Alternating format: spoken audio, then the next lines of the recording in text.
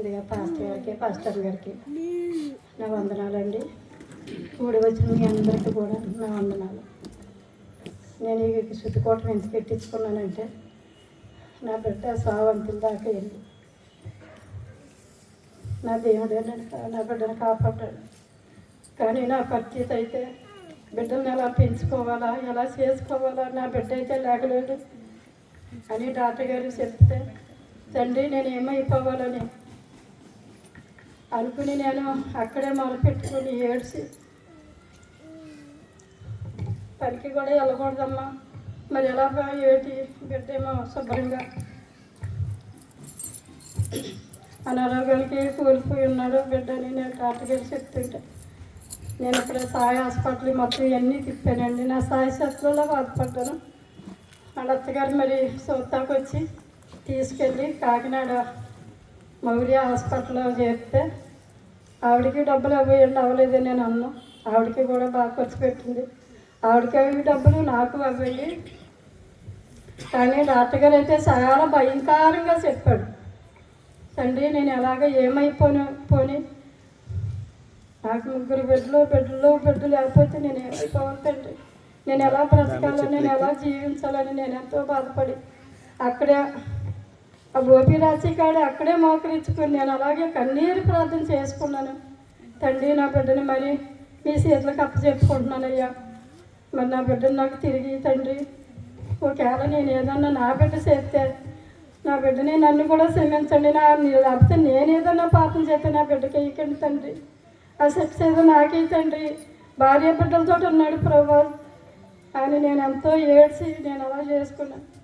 సరే దేవుడు ఎలాగైతేనే డాక్టర్ వల్ల కాదు, మందుల వల్ల కాదు, నిజమైన దేవుడు నా బిడ్డని పైకి లగదీసి రక్షించాడు.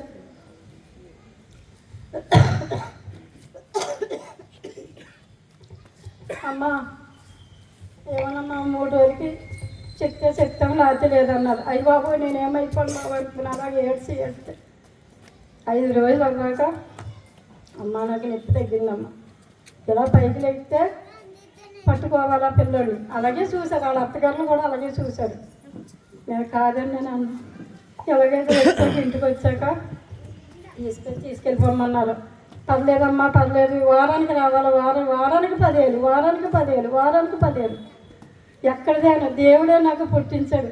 తండ్రి నేను ఈ బిడ్డలు, నీ సంటి బిడ్డలు, నీ భార్య అని నేను ఎలా పోషించడం, ఊళ్ళో అడుక్కుంటే సిగ్గేమో, పక్కూడి అడుక్కుని నా బిడ్డలను ఎలా పోషించుకోవాలన్న దీన పరిస్థితిలో నేను ఉన్నాను.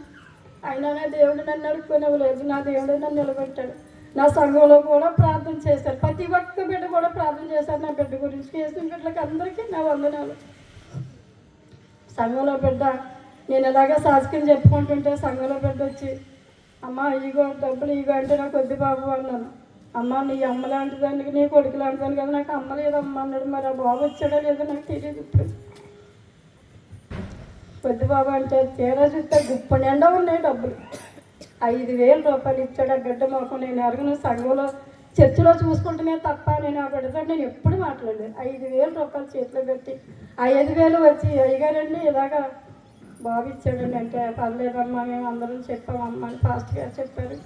ఆ 5,000 చెప్పి మళ్ళీ ఇంకొక 5,000 పోగేసుకుని నేను మళ్ళీ బిడ్డను తీసుకెళ్ళి అలా నా బిడ్డను నేను కాపాడుకున్నాను.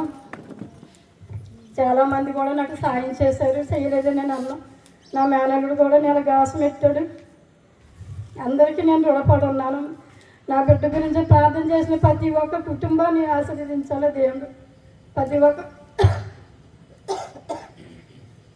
ఒక్కరికి నేను రుణపడి ఉన్నాను, దేవుడు కూడా నేను రుణపడి ఉన్నాను. ఎందుకంటే నా బిడ్డ మరి ఇంకా దేవుళ్ళలో బలపడాలా, నా కుటుంబం అంతా దేవుళ్ళలో ఉండాలి, నేనే ఉండడం కాదు.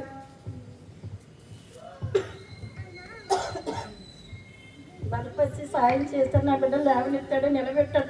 పనికి వెళ్ళకూడదన్న బిడ్డ దేవుడు పనికి వెళ్ళేలాగా నడిపించాడు. ఎంత గొప్ప దేవుడు అంటే అంత గొప్ప దేవుడు. మరి నేను ఎంతగా నేను చాచుకుని చెప్పలేను. విషయాలు చాచుకుని దేవుడు దీవించిన గాక. ప్రతి చోట నీ సాక్షి